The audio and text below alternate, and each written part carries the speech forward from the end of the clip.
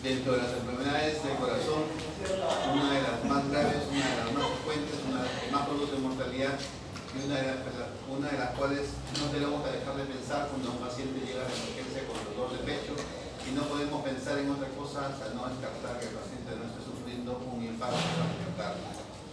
Sencillamente porque si nosotros dejamos pasar un infarto, el paciente pierde corazón, pierde músculo y ese músculo es irrecuperable. El paciente entonces va a ir a la evolución de una falla cardíaca que entra en un espiral continuo de declive, falla cardíaca recidivante y muerte finalmente. Recuerden que las causas de muerte en el mundo más frecuentes, la número 1 y a la cabeza es muerte por enfermedad cardiovascular. La segunda causa es muerte por cánceres. Y dentro de las causas de muerte por enfermedad cardiovascular, la más frecuente es muerte por síndrome coronario agudo, 80% de todas las causas. Dentro de esas múltiples formas de morir está obviamente el cuadro clínico típico del síndrome coronario agudo, está la muerte súbita, está el paro cardíaco o la fibrilación ventricular, que pueden encontrarse como explicación al fallecimiento de manera repentina de alguna persona. Entonces vamos a ir viendo qué cosa es lo que pasa en el camino de estas circunstancias. Hasta ahora se sigue hablando de estas condiciones agudas de los síndromes coronarios agudos propiamente, y uno puede identificar hasta 3 cuadros clínicos, como son la angina inestable, que se dice y se vocea en el mundo de la cardiología que va a dejar de pertenecer a los síndromes coronarios agudos, el infarto con y sin onda Q, que luego vamos a mirar de qué se trata, y la muerte súbita de causa cardíaca, que como ya dijimos es el 80% de las causas.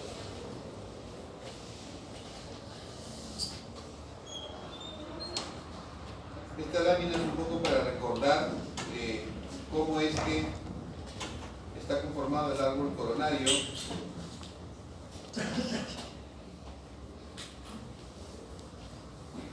Y aquí ustedes pueden mirar en esta parte de la izquierda, ¿no?, el nacimiento de lo que se llama la arteria coronaria derecha. Y para ver nosotros la coronaria derecha de esta manera, estamos haciendo una proyección que ustedes ven aquí, de siglas en inglés, que quiere decir oblicuo anterior izquierdo. ¿De acuerdo? Aquí está la forma como se tiene esta proyección, y aquí tenemos la coronaria derecha, sus ramas, la arteria auriculoventricular, esta arteria que baja por el surco interventricular posterior es la rama descendente posterior, y estas finas ramitas que ustedes ven aquí son las arterias perforantes septales posteriores que van a irrigar el septum interventricular posterior. Del otro lado tenemos el nacimiento de la arteria coronaria izquierda en una proyección también oblicua anterior izquierda, como ustedes ven aquí abajo, y esta rápidamente se divide en 2. Esta primera parte antes de la división es el tronco coronario izquierdo, y luego tenemos la arteria descendente anterior que baja por el surco interventricular anterior. Esta arteria descendente anterior es la arteria más importante del corazón, es la arteria de la vida, al decir de muchos cardiólogos, y da a su vez 2 tipos de ramas. Estas ramas que ven acá, que se llaman ramas diagonales, y estas son las ramas finitas que entran perpendicularmente en el músculo cardíaco a nivel del septum interventricular para irrigar lo que vendría a llamarse el septum interventricular anterior. De tal manera que todo el tabique interventricular por irrigación está dividido en 2 partes, el septum anterior y el septum posterior, que como ustedes ven recibe irrigación de la coronaria izquierda, el anterior, y la coronaria derecha, el posterior. La otra rama de la arteria coronaria izquierda es la circunfleja, que circunda el ventrículo izquierdo por el surco auriculoventricular y da ramas que se llaman marginales. Esas ramas marginales van a irrigar la pared lateral. Olvidé mencionar que esas ramas diagonales de la descendente anterior irrigan cara anterior y en algunos casos parte de la cara lateral también. Entonces se superpone un poco la irrigación con la arteria circunfleja. Y hasta allí es todo el árbol arterial. Lo que yo quiero que noten como diferencia es que este cañón grande, esta tubería matriz, que es la aorta, tiene más o menos entre 2.5 y 3 centímetros de diámetro.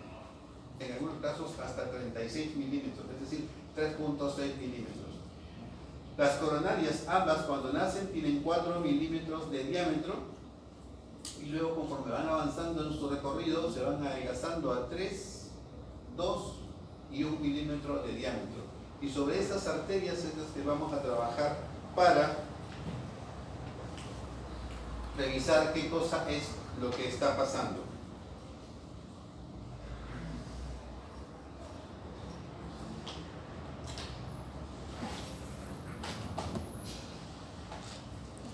Esta es una imagen de una arteria coronaria derecha donde ustedes ven que aquí viene homogéneamente dibujada y luego sufre un estrechamiento de manera súbita. La flecha roja está señalando una lesión donde se ve un coágulo.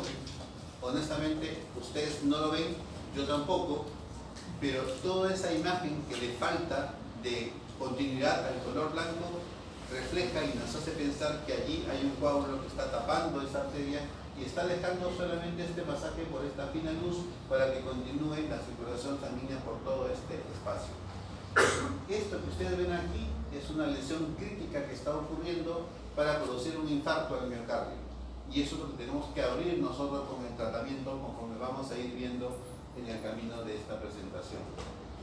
Arriba ustedes pueden ver una arteria normal en corte longitudinal y en corte transversal, y abajo cómo es que una placa de ateroma va creciendo progresivamente hacia el interior de la luz y la va obstruyendo progresivamente. Y aquí remarco, recuerden que yo les dije que las coronarias tienen 4 milímetros en su nacimiento, 3, 2 y 1. Y entonces imagínense ese estrechamiento, sobre todo ahí en la sección transversal, en una arteria de 2 milímetros o de 3 milímetros de diámetro. Estamos hablando de una cosa minúscula con una tremenda obstrucción donde entenderemos que la sangre no está pasando como debería pasar. Bien, un poco de rollo aquí en la fisiopatología. De forma casi invariable la enfermedad subyace en los síndromes coronarios agudos es la formación de un trombo sobre ruptura o erosión de una placa aterosclerótica que produce una reducción aguda al flujo coronario y de la oxigenación miocárdica. Es decir, esta placa que hemos visto antes, para traducir el rollo que está ahí un poco paporretero, es que esa placa, esa chancatita de colesterol que ustedes han visto ahí, se rompe con la presión alta, se rompe cuando el corazón se aumenta la frecuencia cardíaca, y al romperse la capita fibrosa que la recubre genera como cuando todos hacemos una herida en la piel, un sangrado, y ese sangrado la naturaleza lo tiende a resolver solo, es decir, a contener solo, desencadenando fenómenos de coagulación y agregación plaquetaria. Eso mismo ocurre en el interior del vaso cuando la placa se rompe, y entonces obviamente se va a formar un trombito que, aunque se peguen 2 glóbulos rojos, tapan la pequeña luz que queda residual de la arteria. Y el trombo, conforme se pegan 2 glóbulos rojos, se pega un tercero, se pega un cuarto, se pegan muchos más hasta que ocluyen completamente la luz del vaso. En algunos casos puede estar la placa y no romperse, pero el hecho de que esté la placa hace a la arteria inestable, y cualquier irritabilidad, cualquier colerón que tiene alguien hace que la arteria haga espasmo por estimulación adrenérgica, y entonces ese espasmo también puede producir una isquemia prolongada y producir incluso hasta infartos, sin que necesariamente la placa se rompa y forme coágulo. Este es un corte transversal histológico de una arteria rota con un trombo oclusivo que, como ustedes ven, está ocluyendo totalmente la luz del vaso. La parte de acá, todo esto es la placa, y aquí está la zona de ruptura que generó este fenómeno de coagulación, ¿no? Y expone todo el centro lipídico que tiene la placa, y obviamente se despiertan los mediadores homogénicos dentro del torrente sanguíneo que van haciendo un continuum de formación y crecimiento del trombo. En la teoría de la placa, que es la más frecuente, entonces cuando se rompe la placa y forma un trombito pequeño, el paciente puede sentir dolor, pero un dolor por poco tiempo, y posiblemente no llegue a lesionar la célula muscular cardíaca. Y en esas condiciones estaríamos hablando de que el paciente está sufriendo de una angina inestable. En otras circunstancias, cuando el trombo crece un poco más y tapa por más tiempo la arteria y el dolor entonces se hace más prolongado, posiblemente se lleguen a lesionar las células miocárdicas, se empiecen a liberar lo que llamamos nosotros enzimas cardíacas y se puedan dosar en sangre, y entonces hablar de que esa lesión celular, pues obviamente al encontrarse enzimas elevadas, traduce el diagnóstico de infarto al miocardio. Si la arteria está tapada parcialmente, como en estas dos gráficas, uno podría ver que el segmento ST no se eleva y la evolución va a ser hacia el de un infarto en onda Q. Pero cuando el trombo obstruye totalmente la luz del vaso, nosotros vamos a mirar segmento ST elevado y por ende vamos a tener que pensar que en un paciente que tiene ST elevado tenemos que actuar rápidamente y que esa arteria se tiene que abrir. En los primeros 3 esquemas la arteria no está totalmente obstruida, pasa un hilito de sangre como vimos en la coronografía que les puse antes. Pero en este último caso la arteria está tapada completamente, no pasa nada de sangre, por lo tanto nada de nutrientes y mucho menos oxígeno, y todo el músculo distal a la obstrucción se va a perder, se va a necrosar, se va a infartar. En consecuencia, tenemos que abrir rápidamente la arteria. Luego vamos a ver mecanismos o modos de cómo abrir la arteria claramente. Pero en el tiempo hemos dejado de hablar mucho de angina inestable y de infarto no Q. Ahora lo regular es hablar de síndrome coronario agudo sin elevación del segmento ST y síndrome coronario agudo con elevación del segmento ST. Si nosotros queremos diferenciar los cuadros clínicos que hemos visto, cuando nosotros tenemos un dolor de pecho que va entre 10 y 20 minutos, podríamos pensar que estamos aún en lo que llamábamos antes angina inestable. Tenemos que decir ahora síndrome coronario agudo. Mirando el electro, si es que el ST está isoeléctrico o infraestimulado, podríamos decir síndrome coronario agudo sin elevación del segmento ST. El otro cuadro clínico que se presenta con ST no elevado es lo que antes llamábamos infarto no Q, donde el dolor de pecho dura más de 20 minutos o más de 30 minutos y vamos a dosar enzimas en sangre elevadas. En el primer cuadro clínico no, en el segundo sí.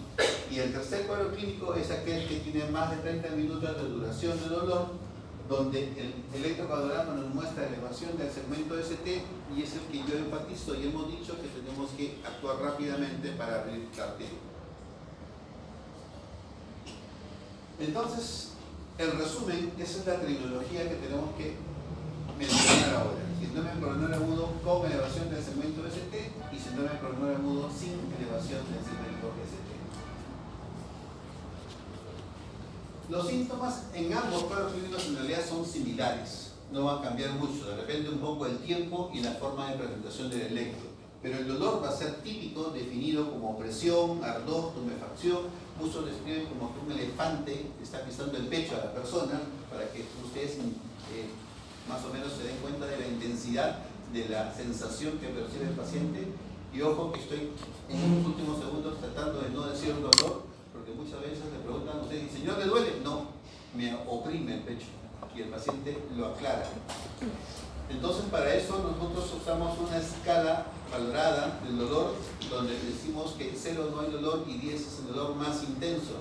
Y muchas veces los pacientes dicen, doctor, me duele como 10. Pero un dolor como 10 es un dolor que uno se pone pálido, que empieza a sudar frío, que se retuerce en el sitio donde está, que es insoportable, que uno no lo puede tolerar.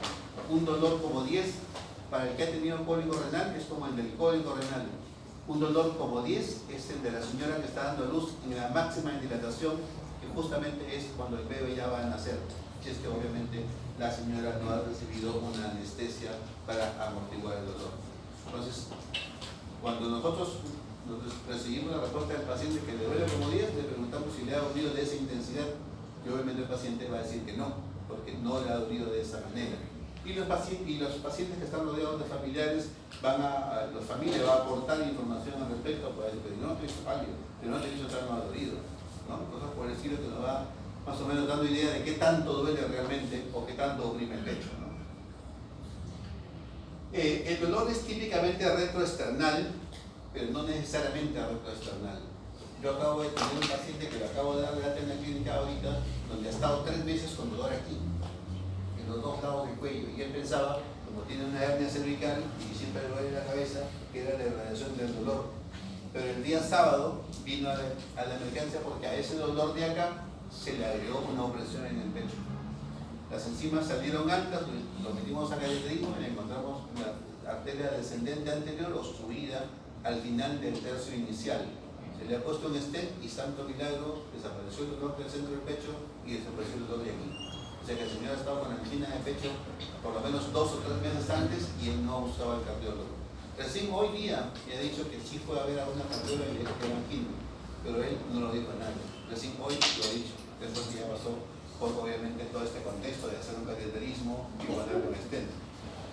Entonces, los dolores, en realidad, cuando uno tiene un paciente con dolor por debajo de la nariz y por encima del pubis, ustedes no deben dejar de tomar un electrocardiograma y mirar bien el segmento ST y preguntar por el dolor si es opresivo o no es opresivo. ¿Dónde está? ¿No? Y si se irradia la mandíbula o si se irradia ambos hombros, ¿no es cierto? No necesariamente tiene que ser al brazo izquierdo, puede ser hacia ambos lados. Hay mucha gente que llega con opresión de pecho típica, hay mucha gente que llega solamente con dolor de espalda. Y cuando uno llega con dolor de espalda hay que pensar en disección de aorta, pero no hay que dejar de pensar en infarto del miocardio. El infarto de cara posterior duele hacia atrás. Hay muchos gorditos que llegan a la emergencia porque han estado en una buena comilona tomando sus tragos y llegan y le dicen al emergencista: doctor, he estado con una buena comilona y estoy seguro indigestado, póngame algo. Ya ellos llegan con diagnóstico y hasta le dicen el tratamiento. Si no son más atrevidos es porque no son más gordos, ¿no? Pero ¿cómo se llama?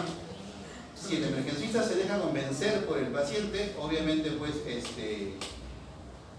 le pone su buscapina, le da su frutenzima y ya está, y lo manda a la casa. Pero no hay que dejar de tomarle un electro, porque esos gorditos que tienen indigestión tienen infarto de la cara inferior y se están ganando su cateterismo sin que él mismo se dé cuenta. Algunos llegan con disnea, otros sudando frío, otros nauseosos y vomitando, depende de la intensidad de la molestia. Algunos pueden desmayarse, otros no, y el desmayo muchas veces puede ser por el dolor intenso y otras veces porque hacen fibrilación ventricular, mejor dicho, están en paro cardíaco. Los viejitos suelen presentarse con confusión aguda, están a veces tranquilos, conversando todos los días, están sentaditos o paraditos y de pronto se desorientan, empiezan a dar incoherencias. ¿No? Y entonces hay que pensar que si no es un ACV, es un infarto del corazón también. Confusión aguda se ve, como ya dije, empeoramiento de la falla cardíaca y una debilidad intensa. Cualquiera de esas cosas puede hacernos pensar que es un infarto. La elección entonces debe ser que nosotros debemos tomar siempre un electrocardiograma y pensar siempre en un infarto del corazón, aunque no parezca.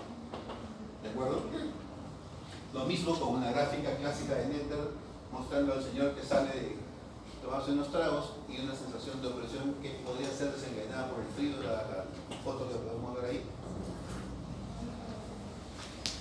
Electrocardiogramas para mostrar arriba un electrocardiograma normal o anormal. Normal, no lo voy a poner en la discusión porque el tiempo premia, pero arriba es un electrocardiograma normal con su onda P antes de cada QRS, P positiva en D2, P negativa en ABR, ritmo sinusal y la progresión de R que tienen que ir creciendo conforme vamos de B1 hasta B6. Y en este primer electrocardiograma nos dice que se trata de un síndrome coronario agudo ST elevado, y aquí estamos mostrando el ST elevado en 2, 3 y ABF. Estas tres derivaciones miran la cara inferior. Recuerden que D2, los que no lo han visto, lo vamos a ver, y los que no, revisen. D2 está hacia más 60, D3 está hacia más 120 y ABF está aquí a 90. Las tres están mirando hacia la cara inferior del corazón y nos está mostrando elevación de ST. ¿De acuerdo? Es un paciente que tiene infarto inferior. Cuando un paciente tiene infarto de cara inferior, hay que pensar en que la arteria coronaria derecha es la responsable. La arteria coronaria derecha irriga la aurícula derecha, irriga el ventrículo derecho e irriga la cara infero-posterior del ventrículo izquierdo. Ojo. Entonces, si yo tengo infarto de cara inferior, tengo que siempre buscar el infarto del ventrículo derecho. Pregunta, ¿dónde lo busco? Y tengo que buscar también infarto de cara posterior. Y para eso miro aquí B1 y B2. Si tengo infranivel como que lo estoy viendo, entonces esto me está haciendo pensar que el paciente, además de infarto de cara inferior, tiene infarto de cara posterior. Y entonces el infarto crece. Ya no es inferior solamente, sino es ínfero-posterior. Ya no es una sola cara, ya son dos caras. El infarto más grande es más grave. Y finalmente, si es que yo detecto infarto del ventrículo derecho, el paciente está más complicado todavía. Pero a ver, ¿quién sabe cómo encuentro o cómo busco el infarto del ventrículo derecho? En la mañana le preguntaba al grupo y decía, el electrocardiograma tiene 12 derivaciones estándar. Y preguntaba si hay otras derivaciones. ¿Dónde están y para qué sirven?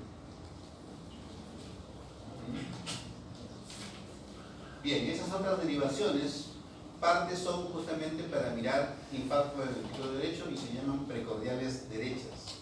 Entonces uno pone los chupones, los clásicos hacia el lado izquierdo y pone hacia el lado derecho para buscar infarto del ventrículo derecho.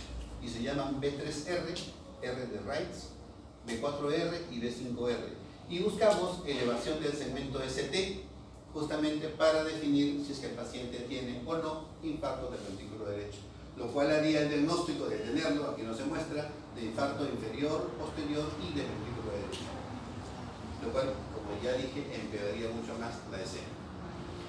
Bien, miramos el último trazado que está hacia la derecha y abajo. En este último trazado es para mostrarles a ustedes un infarto sin elevación del segmento ST. Aquí quiere decir segmento ST no elevado.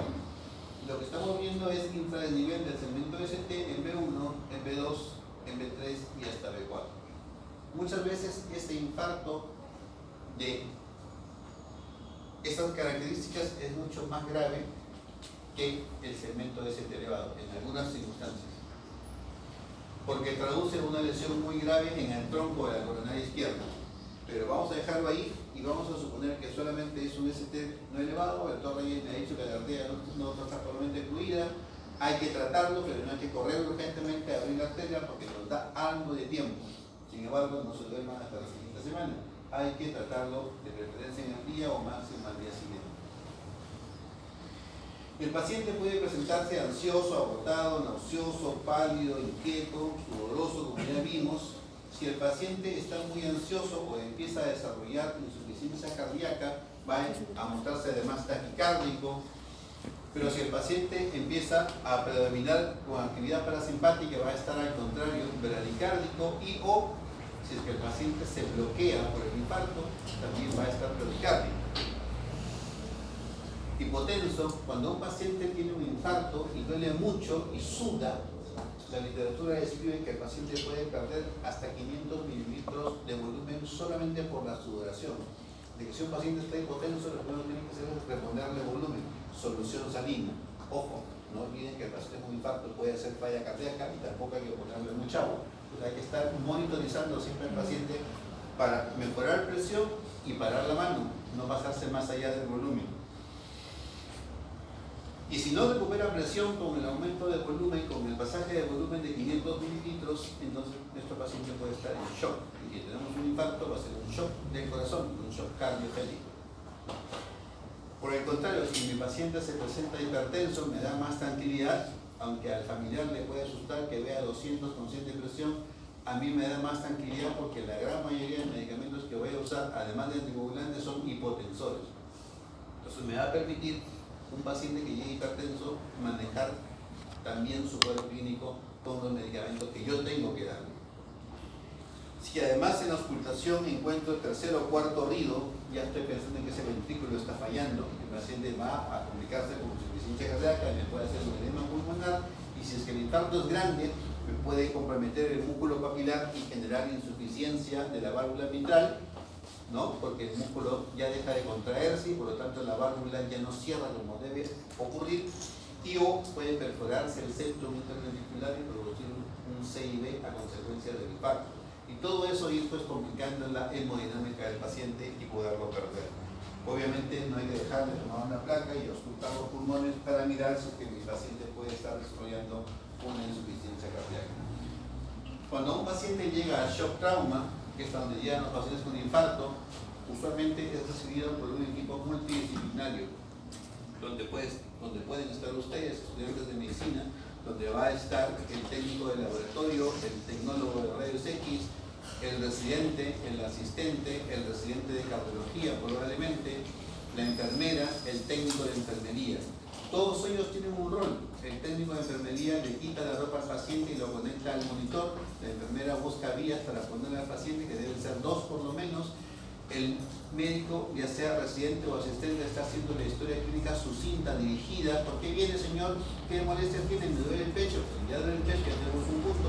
¿Desde cuándo duele y a qué hora duele? Y empezamos a preguntar por factores de riesgo, si hipertensión, diabético, fuma, tiene colesterol alto, en la familia, alguien ha tenido un infarto al corazón, y empiezo a mirar entonces cuáles son las circunstancias para ver si el paciente tiene o no. Una vez que el paciente está desnudo, el mismo técnico le coloca los electrodos para hacerle un electrocardiograma y obviamente el médico está mirando qué sale en el electrocardiograma. El tecnólogo del laboratorio llega y toma sus muestras de sangre, que vamos a pedir el hemograma, glucosa pura, creatinina, pruebas cardíacas, troponina T, CPK-MB. Y si es que lo vemos con algo de disnea y pensamos en insuficiencia respiratoria, un análisis de gases arteriales, el tecnólogo de rayos X toma su placa y todo llueve ahí en shock trauma, de tal manera que va corriendo mientras vamos haciendo el tratamiento. Si el cuadro clínico orienta a un infarto, le vamos dando aspirina, le vamos dando, el tratamiento es doble antiagregación. Doble antiagregación quiere decir que es aspirina, que es un antiagregante plaquetario, y otro antiagregante plaquetario más, que luego les voy a decir cuál es o cuáles son. Y le vamos poniendo un anticoagulante, que es usualmente una heparina, que también vamos a ver luego cuál es. Pero no todo dolor de pecho es infarto del corazón. Entonces hay que pensar, y nos ha pasado muchas veces, que hemos pensado en un infarto y es una disección de aorta. Y ya le pusimos aspirina, ya le pusimos ticagrelor, clopidogrel y le hemos puesto anticoagulante. Pero es una disección que el paciente tiene que entrar a sala a operarse y ahora va a sangrar más. Entonces hay que estar siempre atentos a la característica del dolor cuando es posible. Si no es posible, tendremos que adivinar.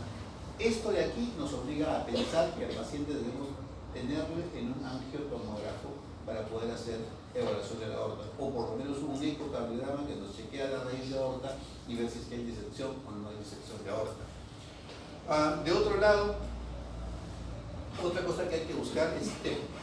El TEP, me ha pasado a mí, oprime el pecho como en el infarto y produce taquicardia y algunos cambios en el electrocardiograma que a veces pueden simular infarto de cara anterior y no serlo. Y entonces llega el angiotenco con un tremendo trombo en la pulmonar y el dímero D sale alto, que es un examen que se hace para evaluar justamente fenómenos trombóticos y cosas por el estilo.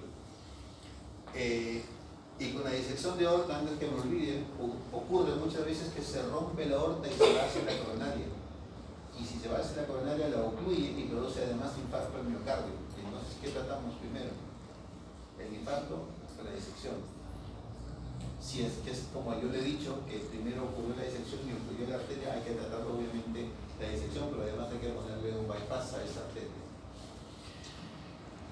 Pericarditis se descarta por el electro. Espasmo esofágico, oprimen igual como la angina, y para cual uno resuelve con el sorbide igual. Pero si el paciente llega repetidamente con un dolor de pecho opresivo y ya le hemos hecho prueba de esfuerzo, le hemos hecho ecografía con estrés, inclusive hasta cateterismo y sus coronadas son normales, entonces hay que mandar a los enterólogos a mirar trastornos de la motilidad esofágica y ver cómo compensar eso para que no esté viniendo con dolores de pecho que simulan angina de pecho. Neumotórax, por los procedimientos mismos médicos, se puede haber ocurrido porque de repente tiene una debilidad congénita que al ser fuerte le puede producir dolor y obviamente ruptura de los alveolos. Los dolores muscular o neuropáticos son muy frecuentes, postocondritis, ¿no? Síndrome de hiperventilación cuando la gente es muy ansiosa, que hay mucha gente ansiosa, que el clima cada vez se encuentra más. En fin. También hay que saber el diagnóstico diferencial de la elevación del segmento ST. Que el ST se puede elevar por todas estas características que no las voy a nombrar, ustedes lo pueden revisar.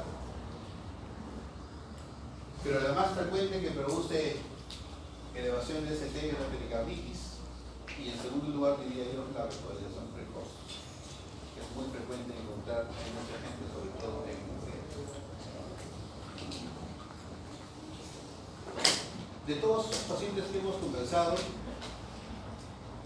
ya sea ST elevado o ST no elevado, cuáles son aquellos pacientes que tienen más alto riesgo, cuáles son aquellos pacientes que se nos van a complicar o que se nos pueden hasta morir, son aquellos pacientes que cursan con inestabilidad hemodinámica, pagan shocks o impotencia, como ya dijimos previamente, desarrollan edema pulmonar o hacen dolor recurrente a pesar del tratamiento, o tienen incluso angina de reposo. Hay gente que antes de la era de cateterismo muy en boga ahora y que tratábamos solo con pastillas, la gente hacía dolor con solo mover el dedo, movía su mano y le dolía el pecho, y teníamos que ir a hacer cateterismo.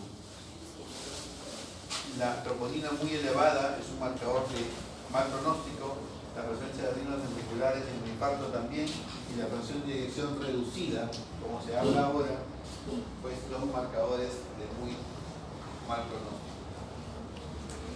Entonces, como ya dijimos, la conducta de emergencias es una historia clínica dirigida. Hay que monitorizar al paciente y, si es posible, desfibrilar.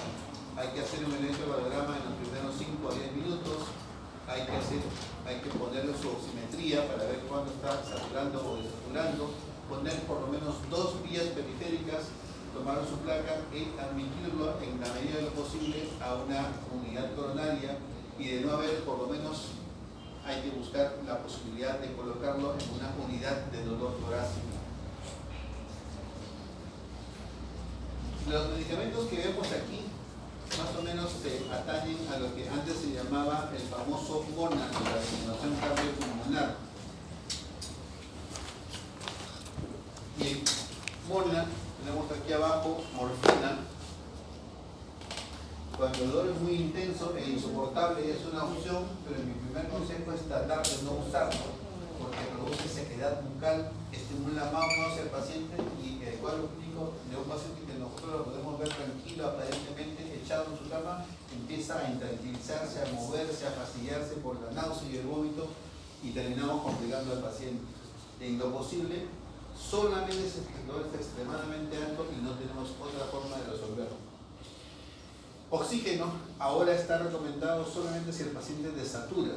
Antes teníamos la conducta de que si el paciente tiene dolor hay que ponerle oxígeno, y si es que desatura obviamente hay que ponerle más oxígeno, pero ahora solamente el oxígeno queda para cuando el paciente desature. Si no desatura, no necesita oxígeno aunque tenga dolor. Nitroglicerina sublingual, siempre y cuando el paciente no haya llegado al hospital y esté en camino, uno puede usar. En el país no tenemos nitroglicerina sublingual, lo que tenemos es una sustancia limitada que es el isorbide sublingual, que dura más tiempo de acción. La nitroglicerina, como ustedes ven, puede actuar en 5 minutos, pero el isorbide demora por lo menos